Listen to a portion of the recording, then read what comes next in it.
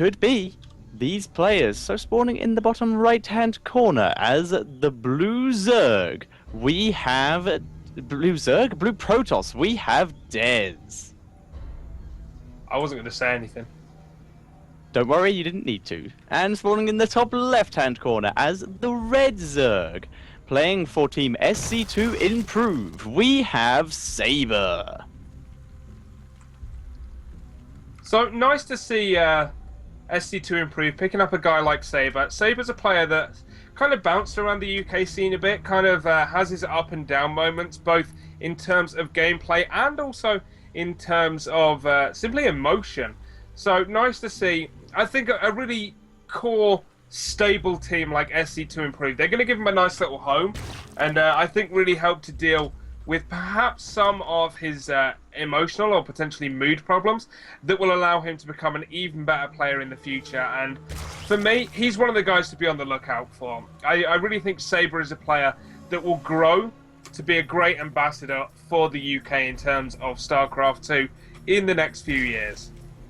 Indeed, and Sabre is one of those people who I would like to point out has been, you talk about his team history, he's been incredibly unlucky due to getting his real team, his first real team being Team GG, which disbanded. Then he went on to not be on a team for a while, but eventually went on to Team Infused, which then decided it was going to kick the majority of its players, where he then went on to Carnage Esports, which then decided to go and kick the majority of its players. So he hasn't had the best time when it comes to teams. No, he certainly hasn't, and that's definitely hit his passion for the sport. But it's nice to see, like I said, you know, SC2 Improve, they're very, very stable. You know, as far as I'm aware, and being friends with the people behind it, they are a group that are going to be around for a very, very long time. So it's nice to see players like Sabre having a home. And when we're talking about players, perhaps with mood problems, perhaps changing and growing up a bit, let's talk about Dez.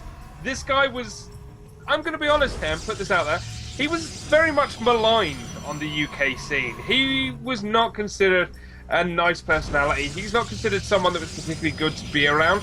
And oh my word, is he turning that reputation around. I now consider Dez one of my friends. Like, it's unreal. And I never thought I would say that, but now he's on a Team 6 Sense. He's really changed his attitude. He's working a lot harder. He's just a lot nicer to be around. And it's showing in his play and it's showing in his results. And that's what I love to see. That's what I'm loving about the way the UK scene right now is maturing with the backing of ESET, with the extra money being put into it. I think players are realizing just how seriously they need to start taking this as a sport. Indeed, and that is not just in terms of gameplay, it is also in terms of personality. I will not be saying a couple names that do pop into my head, but I have seen at least 5 players recently who have begun turning around their attitudes, and it's really made them more pleasant to be around. It's made them more open, actually, to feedback from other players about their strategies, which in some cases have really helped them improve as well.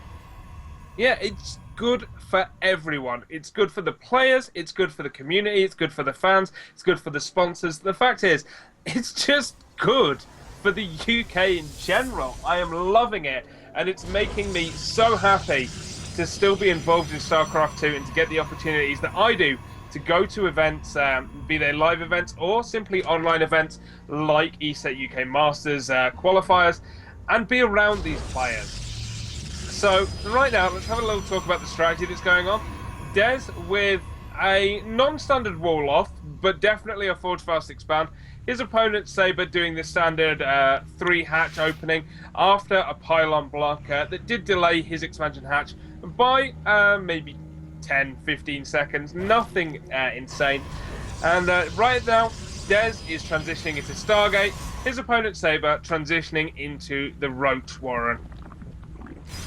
Indeed, and obviously this strategy will favour Dez due to, well, Roaches not being able to shoot up, but the build that Sabre is doing will allow him to very easily transfer into Hydras if the situation arises that will be needed. But it's all going to be about how much damage Dez can do before any of that comes out, with the Phoenixes that he has popping out, and likely the Void Rays that will be popping out soon after. Yep, the Phoenix is of course already scouted. This Stargate, interestingly enough, was not scouted by the Overlord. So Des just showing this Phoenix perhaps a little earlier.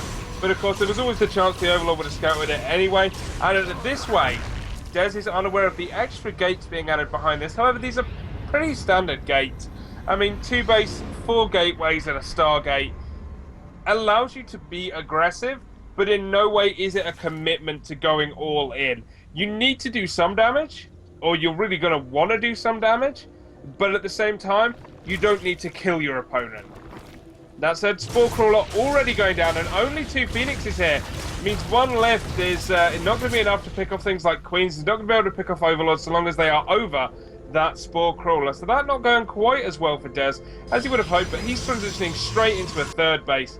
And that seems to be the plan here. Just use this Stargate, use these gateways to hold off any kind of aggression and to allow him to keep that 3rd base up. Need a bit of a risky 3rd base, I would like to say. And also, this cannon here, as Sabre is showing, very exposed. Needs some force fields down there by Des if he wants to keep that alive, as Sabre decides to go all in on that. But at the same time, Sabre's Hydra Den is about to finish up. Sabre, though, not heading to that 3rd base location yet. No clue that that is up, which means that Des may actually be able to cannon this up before any kind of harassment comes to it. Yeah, and that would be great for him. A couple of Overlords are going to start to be picked off here, but again, Queen and Spore Crawler there, ready and waiting for the Phoenixes. I like this, using the Phoenixes to do as much as they can without losing any. Obviously, if you start to lose the Phoenixes, it becomes very not worthwhile, and boo-hoo! Sabre is now aware of Des's 3rd base. I think he actually saw the probe moving towards it, and he's going to start to pick off the photon cannons before they're finished, but a warping of Zealots should be enough to clear those speedlings out at this point. Indeed, and now Des's natural expansion is fairly well protected, so he can move out the rest of his army to that 3rd base and keep it alive. A bit too few units here at this base for my liking, but it's going to be very easy for him to get a probe into that location and block it off. However, Sabre is currently moving out across the map. It is spotted by these Phoenix, so Des will know it's coming. He's getting out his first Colossus, which is being chrono boosted out. And these Phoenix are going to try and clear up any Overlords, so Sabre will be attacking blind. Yeah, nice use of the Phoenixes, just again, making the most of them. They have gained some utility so far. They've killed some Overlords, they've killed a few workers, and so far he has only lost 1 of them. And now simply used for scouting and to stop his opponent from scouting back. Sabre is looking to hit that 3rd base, but look at the amount of sentries there. Well, insta-wall off, but he has actually walled himself away from his own 2nd base.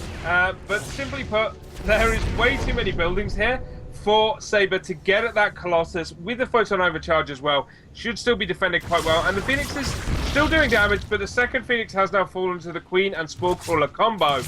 So these Phoenixes are going to be doing less and less. Sabre continue to reinforce, but mostly with speedlings that will start to fall to the AoE of these Colossus, especially once there's a 2nd and potentially even a 3rd out. Really is going to want to chrono boost those out as fast as possible. Whoa!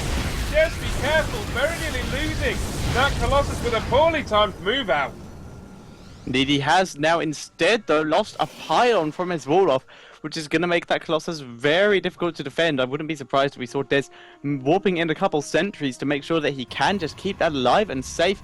But for now, he's just sticking with Zealous. This is very risky play out of Des. Is getting his second Colossus is out, and he can try and sandwich this army if Sabre moves in again, which he will be doing. Here we go. Wants to be so careful, though. Blink and the Templar Archives are on the way for Des, so we can take into that after this. But there's 11 Mutas that have just popped for Sabre as well. Yeah, and with those 11 Mutas, if we take a look at the work accounts, we essentially have 2 Phoenixes, which aren't going to do anything against them, and 9 Stalkers. That, my friends, is not really enough. 3 more Stalkers on the way, and with the Colossus being so separate from this army at this point, the Mutas would have been able to pick them down very, very quickly. As it is, the Colossus now with the army, the Mutas flying into the back of the 3rd, instead trying to get some economic damage done. And, Sabre! Sabre could have picked off that Colossus. He's going for it now. Force fields trapping the Hydras away from this. A lot of Blings did just run into their death. These Mutas, nowhere near enough Mutas anymore. There's easily enough Stalkers to deal with this. But oh no, there's Mutas being aggroed in, engaging into the entire army. Not a good move there. Photon Overcharge does get off a few. At the same time, though, Sabre is moving into the natural of death. Yeah, only doing so with Speedlings, though, pulling his Hydras back. I think realizing there's no way he can engage the army itself. So just wanted to get as much damage done as quickly as possible, and then not essentially have to lose anything too gas or mineral intensive. Also, the Mutas now back into that third base. The Photon Overcharge still on it, however, is holding them back and actually getting a fair few kills. More and more Speedlings running into the base, but they will all eventually get cleared up. And once this is tallied, we'll see 31 workers killed so far for Sabre. It's 69 drones to 46 probes, so Sabre actually doing pretty well out of that, especially with his fourth base now established. Indeed, Sabre does have the fourth base up, and he's just very comfortable at the moment. He has a fairly decent worker lead of 69 to 47, but here we go. The engagement is happening right now. Colossus are going to arrive, which means that these Hydras will be cleared up any second now, but the Mutas have done a lot of damage. I'm just going to have a look at the workers killed count. It is 31 workers killed to 5. However, Dez has managed to kill 216 units to 49. Yeah, I mean, a lot of those are Speedlings, though, and as we know, to a Zerg on 4 bases, Speedlings are essentially 3 units, costing really more in lava than they do in terms of mineral counts. Once again, these Mutas going to go in and do some damage here to this third base, and this time there's no Mothership Core's Photon Overcharge to help out, and this is a lot of Mutas. That's not enough Stalkers to really deal with them, and all the probes are being killed.